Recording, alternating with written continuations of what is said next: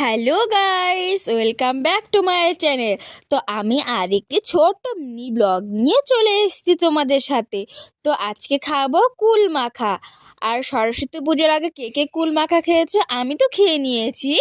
তো আজকে খাবো আমরা কুল মাখা সবাই মিলে, আমি, বৌদি, পাড়ার পাশের দুটো বোন, আর এটা হচ্ছে আমার কাকাতো বোন।